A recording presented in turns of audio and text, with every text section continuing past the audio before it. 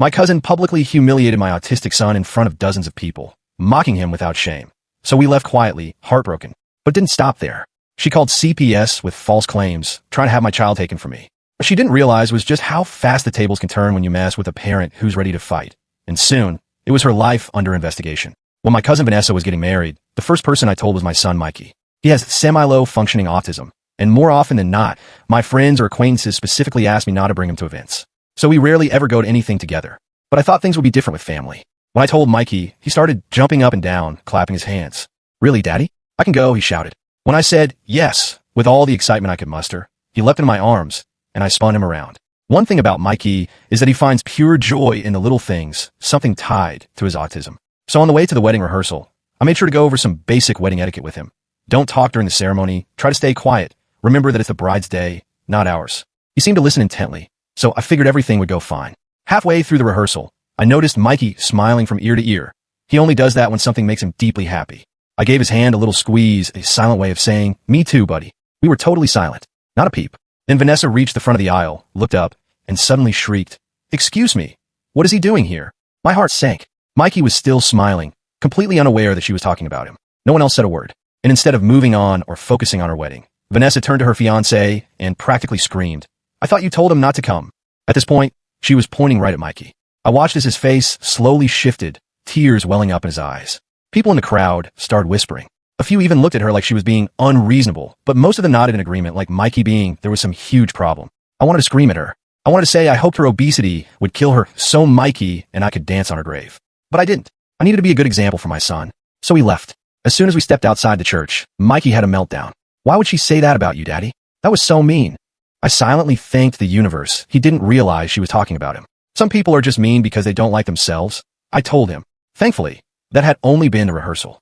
2 days later was the real wedding. And luckily, Mikey thought the rehearsal was the actual event. So he didn't question it when I arranged for a babysitter to watch him that day. I'm actually a big fan of marriage, so I decided to let Vanessa have her moment, at least for the first half of the day. It wasn't until dinner that I stood and tapped my glass for a speech. The room went silent. Vanessa looked at me and mouthed, "Thank you for not bringing him." I smiled, but not for the reason she thought. "As you can see, I'm here today without my wonderful son Mikey," I said. An awkward tension filled the air. I didn't care. Many of you didn't want him here today, but he still wanted to say something. I pulled out my phone and hit play on a voice recording. It was Mikey, in his 7-year-old voice, sharing how happy he was for Vanessa and her husband. His words were innocent, full of love, and completely genuine. I teared up. So did many people at the table. Vanessa, though, she looked furious, like she might actually explode. Still, she raised her glass with everyone else. But what I didn't realize was that this moment was just the calm before the storm. The very next day, less than 24 hours later, there was a knock at my door. It wasn't Vanessa. It was Child Protective Services. They asked me a few vague questions, then barged in to inspect the house. My head was spinning. I had no idea what was happening. The woman started writing things down on a clipboard. Mikey's mattress on the floor, no bed frame, because of his sensory issues. Noted. Plastic on the furniture, because he has toilet accidents. Noted. Locks on cabinets to keep him from sharp objects. Noted. All of it listed as suspicious. I tried to explain about his autism, but she muttered under her breath, "That's what they all say," and stepped out to call her supervisor. She looked barely out of college. When she came back, she told me they were placing Mikey into emergency protective custody with a relative. I offered up his grandmother right away. The next 72 hours were the worst of my life. I felt helpless, furious, sick to my stomach, and I was certain Vanessa was behind it. This wasn't just about a wedding anymore. She was trying to take my son away, for good. Surrounded by Mikey's toys and clothes, I started making calls. First to a lawyer who specializes in disability and family court. Then to my mom, who told me CPS never even brought Mikey to her, despite my request. Then I called Mikey's developmental pediatrician. She was outraged. "No one messes with my patient," she said. "Those accommodations aren't neglect. They're medically necessary. I'll write a letter and testify if needed." I also reached out to my neighbor Morgan, who's a special ed teacher. She's known Mikey since he was 4 and has helped implement most of his routines. "This is beyond ridiculous," she said. "You're one of the most devoted parents I've ever met." By noon, I had a small stack of documents and headed to meet with the lawyer, Elizabeth Reyes. She was highly recommended by my parent support group. Her office was small, but filled with warmth, kids' artwork on the walls. But Elizabeth? All business. She listened closely as I told her everything, from the wedding drama to the CPS visit. "You think your cousin reported you out of revenge for the wedding speech?" she asked. I nodded. "It sounds paranoid, but the timing is too perfect." She didn't even flinch. "Unfortunately, false CPS reports happen more often than you'd think. The good news? We can fight it. The emergency removal triggers a court hearing within 72 hours. You'll need to present documents and witnesses who can vouch for your parenting.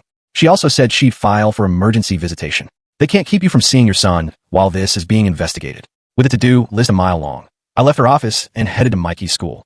The principal, Mrs. Taylor, was stunned when I explained what happened. She pulled Mikey's file and promised to write a letter about his progress in our regular parent-teacher meetings. I've seen you at every school event, she said. Anyone who spends 5 minutes with you and Mikey knows how much you love him. On the way home, my mom called again. She was furious. I just spoke with your Aunt Linda. Vanessa's telling people Mikey had a meltdown at the rehearsal and you didn't do anything. My blood boiled. He didn't make a sound until she screamed at him. I know, she said, but Vanessa's painting you as neglectful, saying Mikey is dangerous and you can't handle his needs. That explained the CPS call. Vanessa had twisted everything to make it look like I was unfit to be a father. When I got home, I had a message waiting for me on Facebook from Thomas, Vanessa's new husband. It just said, I had nothing to do with this. I'm sorry. I wasn't sure if I believed him, but I took a screenshot, just in case. Then my phone rang again. Unknown number. Mr. Williams? This is Jordan from Child Protective Services. I'm Mikey's assigned caseworker. My heart skipped a beat. Where's my son? Is he okay? He's currently in emergency placement with a foster family experienced in working with autistic children. His tone was gentler than the woman who'd come to my house. I understand you requested placement with your mother? Yes, I said quickly. She knows his routines, his medications, everything. We're looking into that option. In the meantime, I want to let you know you've been approved for a supervised visit tomorrow at 2 p.m. at our office. I nearly collapsed with relief. Thank you. I'll be there. The second I hung up, I called Elizabeth to give her the update. She was glad about the visit, but gave me a warning. They'll be watching closely. Just be natural, but stay calm. Even if Mikey gets upset, don't say anything negative about CPS or make accusations against your niece. That night felt endless. I kept wandering into Mikey's room, half expecting to see him curled up with his dinosaur plushies. The empty bed made my chest ache. Eventually, I lay down on the floor just to feel close to him. The next day, I arrived at the CPS office an hour early, clutching Mikey's favorite comfort toy, a soft blue octopus he called Squish. The waiting room was dismal. Faded posters, stiff chairs. Every minute felt like an hour. When they finally brought Mikey in, I had to physically hold myself back from running to him. He looked exhausted, with deep shadows under his eyes. But the moment he saw me, his whole face lit up. Daddy! He launched himself into my arms, and I caught him tight. Over his shoulder, I noticed the caseworker, Jordan, watching us with a blank expression. Hey buddy, I said, voice thick. I missed you so much. Mikey started talking a mile a minute, telling me all about the strange house, and how the lady there didn't know how to cut sandwiches right. It shattered me that he didn't understand why he couldn't come home. When our hour was up, the meltdown was brutal. He clung to me, screaming and sobbing. I tried all the calming strategies we used, but nothing worked. The more upset he got, the more I feared it would reflect badly on me. I want to go home, he wailed, as a staffer tried to gently peel him off. I want my daddy. Watching them carry my hysterical son down the hall nearly broke me. I sat in my car afterward and cried. When I got home, I checked my email and found that Dr. Chan had sent a letter. It clearly stated that Mikey's home accommodations were appropriate and strongly recommended. I forwarded it to Elizabeth right away. Just then my phone rang. It was Mom. I just got a call from CPS. They're doing a home inspection tomorrow to see if I can take Mikey temporarily. Progress. That's great, Mom. Did they say anything else? There was a pause. Just that they received additional concerns about your care of Mikey. My stomach dropped. From who? They wouldn't say. But I've got a pretty good guess, she added darkly. Vanessa was at it again. I wondered what kind of lies she was telling this time. I was so angry, I did something I probably shouldn't have. I called her. To my surprise, she answered. What do you want? Her tone was ice. I want to know why you're trying to take my son away from me, I said, struggling to keep calm. I'm not doing anything except expressing legitimate concerns about my nephew, she replied.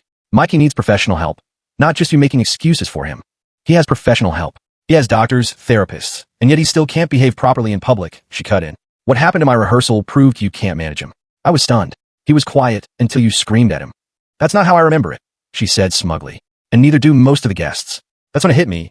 She was getting other people to give statements against me. I hung up before I said something I'd regret. I called Elizabeth right away and told her everything. She told me to document everything and not contact Vanessa again.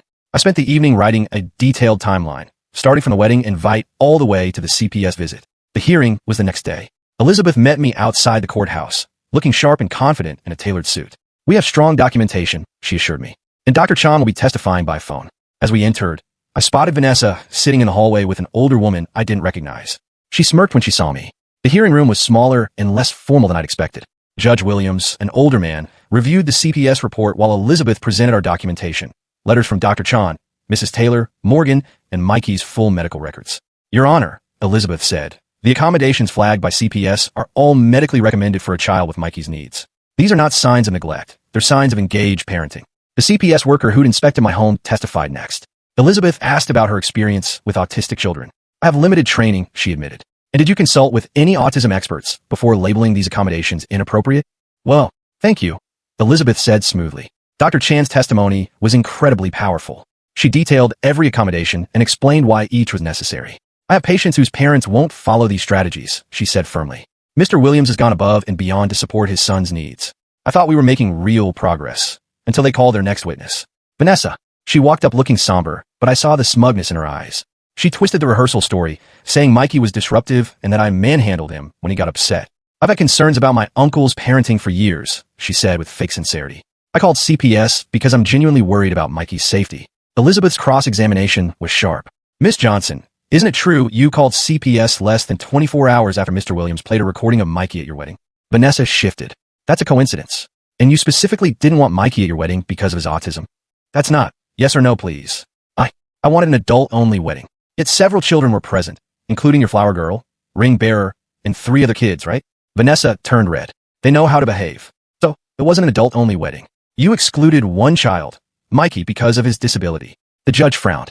Elizabeth continued, pointing out Vanessa had little contact with Mikey before the wedding and no background in autism. One last question, she said.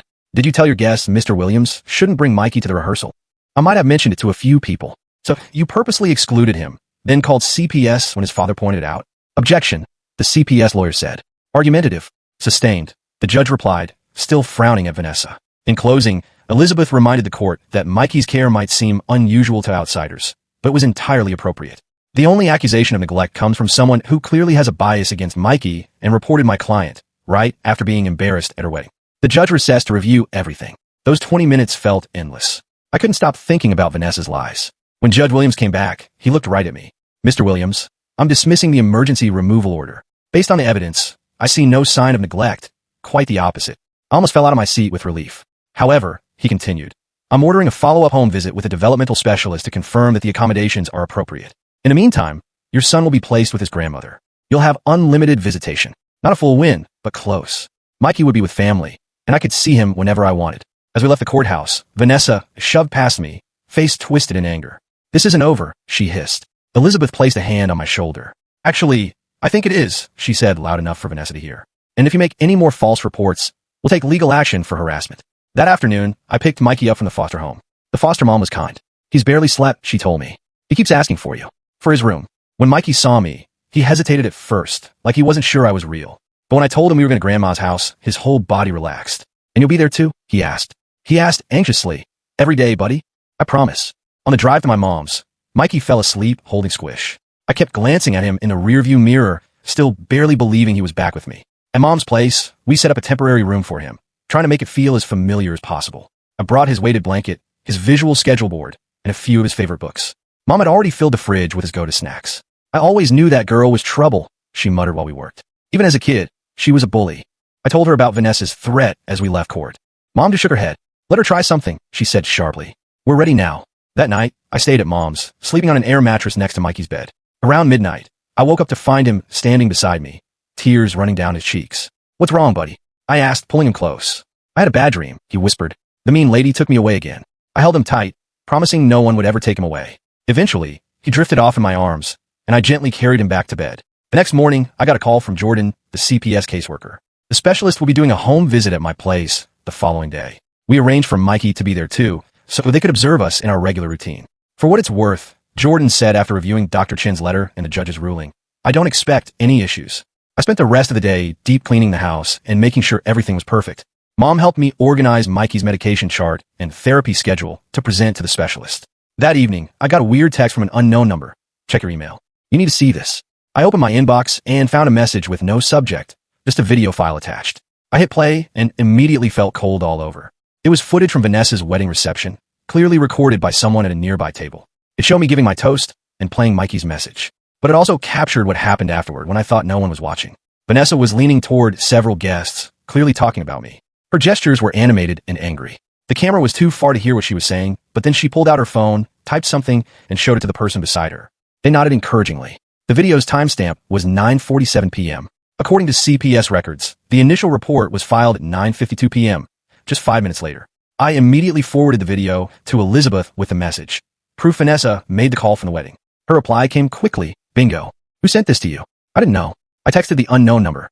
Thank you. Who is this? The reply made my jaw drop. Thomas. Vanessa's husband. I'm sorry. I tried to stop her. I didn't know what to think.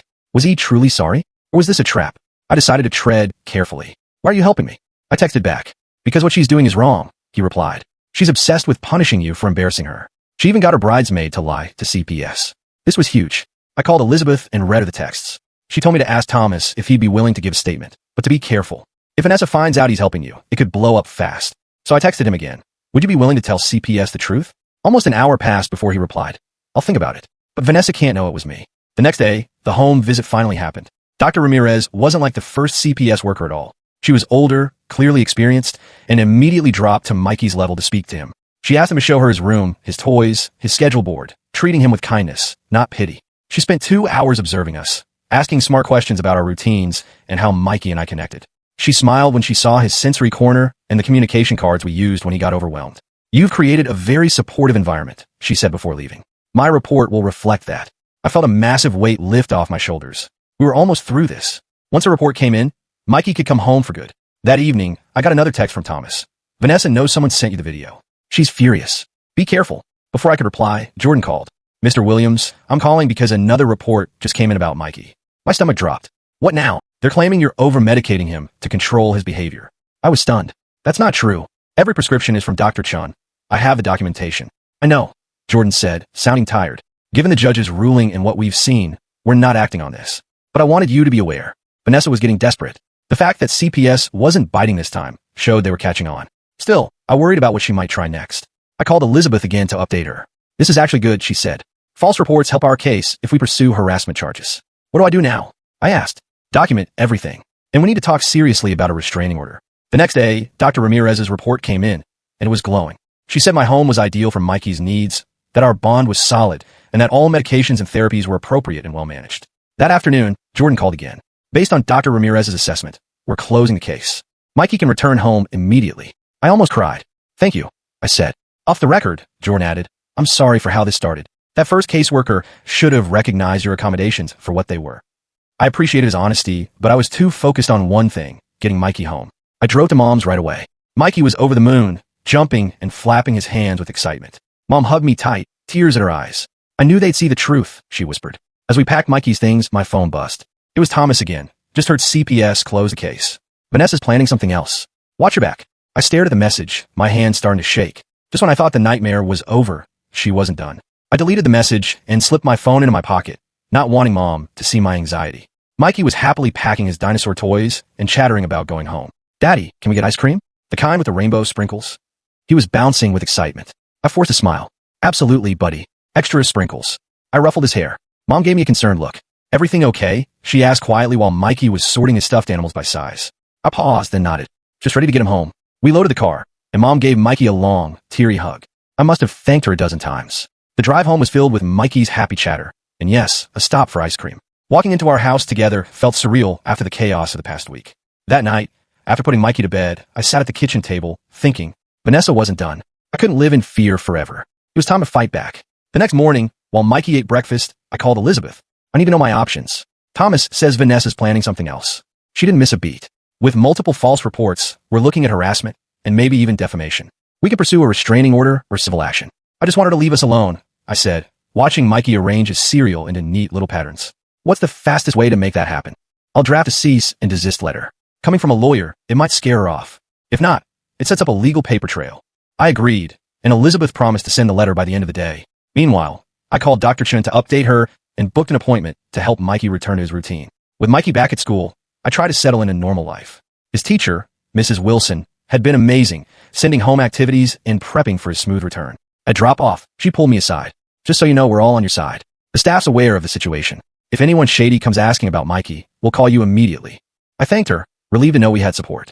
Elizabeth emailed the cease and desist letter that afternoon. It was firm and professional, listing all of Vanessa's actions and warning of legal consequences. I printed it, planning to send it certified. That evening, I was giving Mikey a bath when the doorbell rang. Stay right here, bud. I told him, drying my hands and heading to the door. When I looked through the peephole, my stomach dropped. It was Vanessa. I thought about ignoring it, but maybe this was my chance to end it. I opened the door, blocking her from coming inside. What do you want? I asked flatly. She looked different. No flashy makeup. Just tired. I need to talk to you, she said. I've got nothing to say. Actually, I was just about to mail you this. I grabbed the cease and desist letter and handed it to her. She glanced at the letterhead. More legal threats? Real mature. You try to take my son away with lies, I said, my voice low but firm. You're lucky all you're getting is a letter. Her face hardened. You humiliated me at my wedding, in front of everyone. I know you embarrassed yourself when you screamed at a disabled child, I said firmly. Now get off my property before I call the police and report you for harassment. I started closing the door, but Vanessa stuck her foot in the way. Wait, Thomas left me. That stopped me cold. What? He left me, she repeated, her voice cracking a little. 3 days ago. Said he couldn't stay with someone who'd treat Mikey the way I did. I didn't know how to respond. Part of me felt a flicker of justice, but seeing her so visibly upset took the satisfaction out of it. That's between you and Thomas, I finally said. It has nothing to do with me or Mikey. He was helping you, wasn't he? She asked, narrowing her eyes. The video. It had to be him. I kept my expression neutral. The last thing I wanted was to drag Thomas into more drama, especially if they still had any hope of reconciling. Doesn't matter who sent it, I said. What matters is you got caught in your lies, and it needs to stop. Now, for good. Vanessa's face hardened again. You think you've won, don't you? That everyone's on your side? Well, guess what? I've been talking to other family members. I've told them how you're using Mikey's condition for attention and sympathy. I couldn't believe she was still trying to turn people against us. Get out, I snapped, pushing the door harder against her foot. People believe me, she said. They daddy. Mikey's voice came from behind me. I'm all clean now.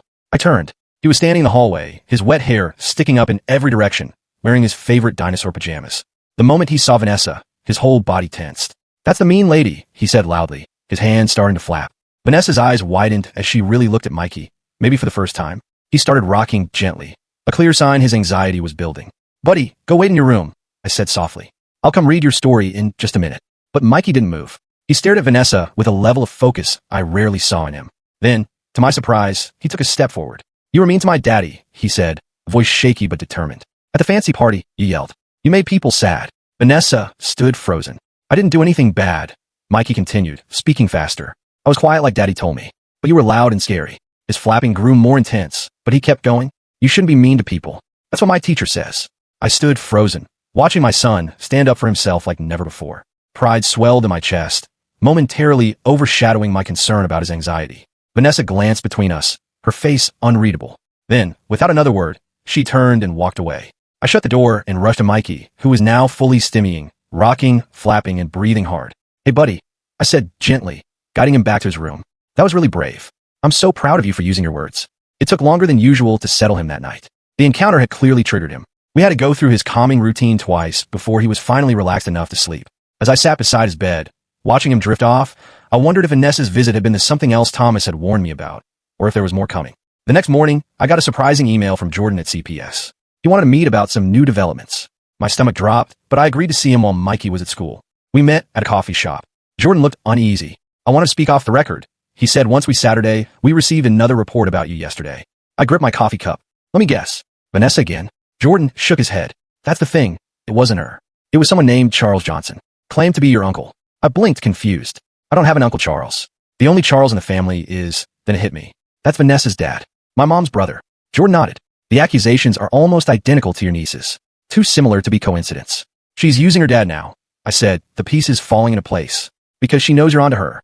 Normally, we'd have to investigate again, Jordan said, but given the history and Dr. Ramirez's positive report, our supervisor has flagged this as possibly malicious. He paused. I probably shouldn't be telling you this, but you need to know what you're dealing with. I thanked him, my mind already spinning. When I got home, I called Elizabeth immediately and told her everything. This is perfect, she said. Now we can show a pattern of coordinated harassment. I want to amend the cease and desist to cover all members of Vanessa's immediate family. While she handled the legal side, I brought in backup of my own. I called my mom and told her everything. Vanessa's visit, Uncle Charles's false report, all of it. Mom was furious. Charles always did whatever his precious daughter wanted, she snapped. But this is beyond the line. I'm calling a family meeting. I tried to talk her out of it, worried it would escalate things. But she was firm. This isn't just about you and Mikey anymore. They're dragging the whole family into their mess. Everyone needs to know what's going on. The meeting was set for Sunday at Mom's house. I was a nervous wreck, especially when I learned she'd invited Vanessa and her parents. I arranged a play date for Mikey so he wouldn't be exposed to any of the tension. On Sunday, I was shocked by how many relatives showed up. Aunts, uncles, cousins I hadn't seen in years. Apparently, family drama draws a crowd. Vanessa arrived with her parents, wearing a composed expression that faltered slightly when she saw how full the room was. Mom got straight to the point. I brought you all here because my son and grandson have been targeted in a campaign of harassment, she said. And it's coming from inside this family. The room went silent. She went through everything. The wedding, the CPS calls, the false accusations. She passed around a copy of Dr. Ramirez's report and the cease and desist letter. And now, she said, looking right at Uncle Charles, we believe more false reports are being made to keep the harassment going. Uncle Charles flushed. I was just concerned about the boy. You've seen him exactly twice in 3 years, Mom cut in. Both times, you left early. You don't know what he needs. Aunt Linda chimed in. Vanessa told us Mikey was out of control at the wedding rehearsal, screaming, disrupting everything. That's a lie, I said calmly. Mikey didn't make a sound until Vanessa screamed at him. Ask anyone who was there. To my surprise, one of Vanessa's bridesmaids cleared her throat. He's right, she mumbled. The little boy was just sitting there smiling. Vanessa was the one who freaked out. You bitch, Vanessa hissed. Enough, came a voice from the doorway. It was Thomas. He stepped into the room and stood beside me. I've stayed quiet too long, he said. First the wedding, then getting Jenna to lie to CPS, then pulling your dad into it. You don't understand, Vanessa said. He humiliated me at my own wedding. After you publicly humiliated his son for existing, Thomas shot back. I told you to apologize. This is what happens when you refuse. Uncle Charles looked uncomfortable as more people murmured. Some were clearly disgusted. Then Aunt Maria spoke. I always bring my daughter with Down syndrome to family events. Are you saying she wouldn't have been welcome either? The room turned quickly. One by one, people shared their disappointment. Some told stories of Vanessa being cruel in the past. It was like a dam had broken. Finally, Uncle Charles stood. This meeting is over. Vanessa, Linda, let's go. But Mom stepped in front of the door. Not until I say this. If any of you file another false report, contact CPS, or spread lies again, I will make sure the entire family knows exactly who you are. And we will pursue every legal option available. The room erupted with support. Vanessa looked around, realizing she'd lost. Without a word, she pushed past Mom and left, her parents close behind. Thomas stayed. I'm sorry I didn't speak up sooner, he said. I kept hoping she'd come to her senses. Thank you for coming, I said. It really helped. In the days after, the family surprised me. Aunt Maria invited Mikey for a play date. Uncle James, who I barely knew, called and asked if Mikey wanted to go fishing. Vanessa's plan to isolate us had backfired completely. A week later, Elizabeth called with an update. We have signed agreements for Vanessa, Charles, and Linda to cease all communication. Any more false reports, and we'll take immediate legal action. So, it's really over? I asked. It looks that way, she said. How are you and Mikey? I looked out the window. Mikey was in the backyard, examining bugs with a magnifying glass. He was in his element. We're good. Actually, we're better than we were before all this. Because something unexpected had happened. For the first time, Mikey was truly part of the family. People were finally making the effort. 2 months later, we went to family barbecue. Mikey was nervous at first, holding tight to my hand. But then Aunt Maria's daughter ran over and grabbed his free hand. Come see the sprinkler. It's super splashy. He looked at me. I nodded, and he let her lead him away. I watched him play, his happy flapping met with curiosity, not judgment. Someone handed me a beer. I turned. It was Thomas. He looks happy, he said, watching Mikey. Yeah, I said, smiling. He really is.